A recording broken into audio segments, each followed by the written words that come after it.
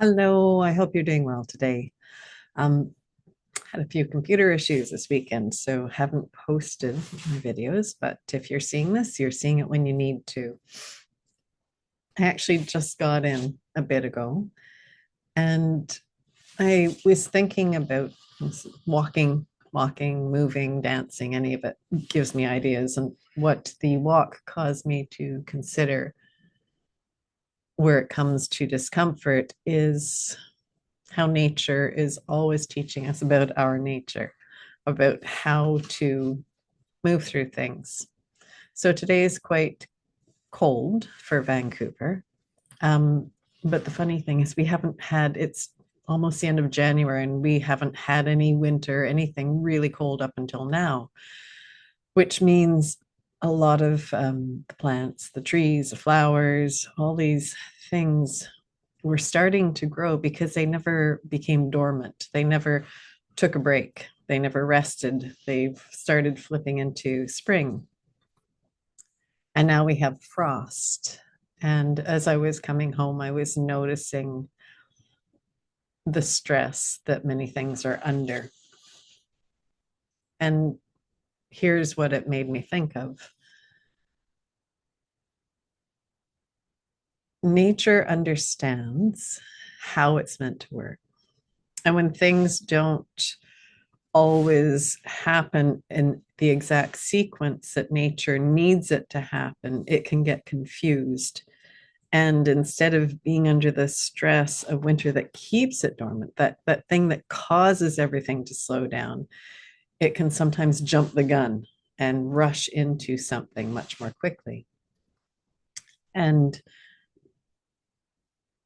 the parts of nature that are existing out there that either have become disconnected from their natural state or are quite young and don't really know how to react to this, or are not old enough and resilient enough, haven't gone through enough to deal with this switch in temperature, they're struggling because they haven't become stronger within. That discomfort of the stressors of different seasons hasn't given them the ability to deal with this. Last year, we had, just as everything was coming awake and alive, a deep freeze in February that actually killed a lot of things because all the sap was running, everything was in growth. And then that deep cold freeze, much colder than now, came along and froze. It's like freezing your blood in your body, froze everything that was in flow. And it killed a lot of cherry trees. You can see it. There was barely any leaves, and you can see that they're on their way out. Why am I sharing this? I'm sharing this because we need to learn it's nature is not just there to exist and to feed us and to give us shade. It's also there to help teach us. We're supposed to interact together to support each other in various ways. And part of it is through knowledge gaining. And we need to learn that same kind of ability to be resilient. The discomfort of the initial cold that exists is there for a purpose. It reminds the trees, the plants to become dormant, to slow down, to not put as much energy into flow so that it doesn't become a painful experience. And if that thing doesn't exist, that signal, it can get out of a rhythm that is actually very valuable and very needed by that plant.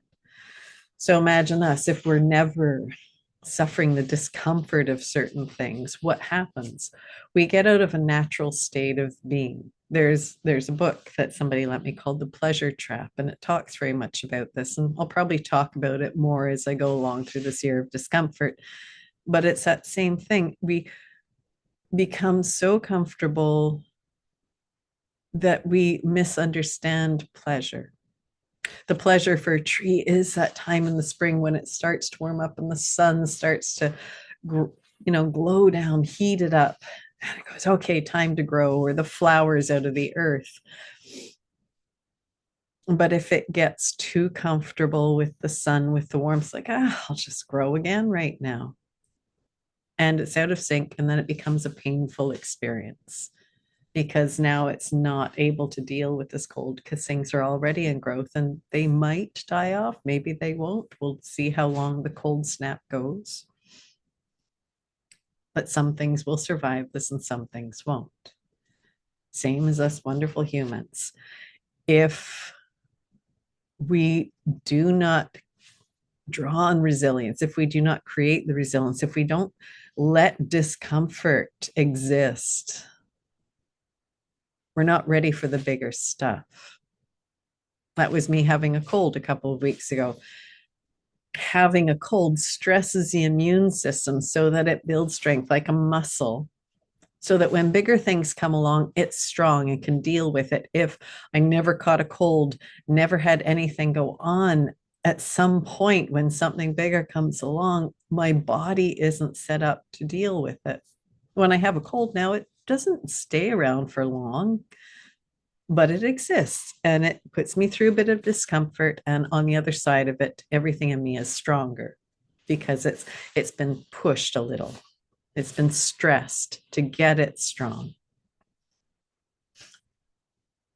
So consider where you've been trying to stay so comfortable that your resilience has become weakened.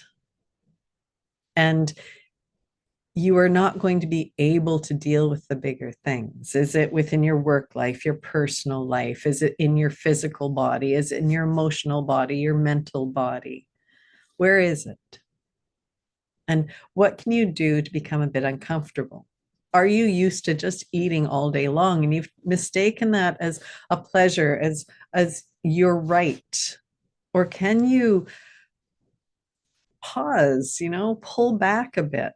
Just because you have cupboards and a fridge to keep a bunch of food in doesn't mean you have to go and access it. That rumbling in your belly at 10 o'clock at night really isn't hunger. It's just your body so used to being fed that it's waiting for this constant filling. So can you challenge yourself for a week or so to make sure you stop at say 6 p.m. at night? That's it. Nothing after that. No matter what your belly tells you, drink some water, and just keep drinking water until it goes away and see how different everything is. You start to build up an internal resilience. Your body understands that it needs to use the fuel that already has been stored in your body rather than gaining more, and filling up because one day you might need it and that day doesn't come. Nature is there to teach us. I'm watching her right now. Last week, middle of January, I saw a camellia bush in full bloom. That bush is going to have a tough time, but they didn't all get there. They're not all going, okay, if you do it, I'll do it. Even though there's a signal in nature that will stimulate the others to follow suit, they didn't go there, so they'll be okay. That one, maybe, maybe not. But it's that discomfort of being that if it does survive, we'll teach it next year to pull back a bit because it will have to reserve some energy. It will have to repair itself. Don't get to that stage where you have pushed too far and you now need to take up all the energy for repair rather than short-term repair. I do it. I've had the cold. There's other things where I don't remember and I forget, and it pushes me a little too far. Like when I was dealing with my sister's death and everything to do with her estate, I pushed for a little too long. And at the end of it, I just needed to shut down for a while. If I hadn't pushed so much, I probably wouldn't have had to fully shut down for a bit, but I did. And that's fine. Lesson learned. We'll see. We'll see the next time something comes up. But I am very clear on it. I saw it, I experienced it, I acknowledged it. And the lesson will hopefully exist, like reaching onto a hot pot without holding a pot holder. I learn in every day. Will you learn? And what do you need to learn right now? Welcome to your discomfort. Enjoy it. Really, it's not a terrible thing.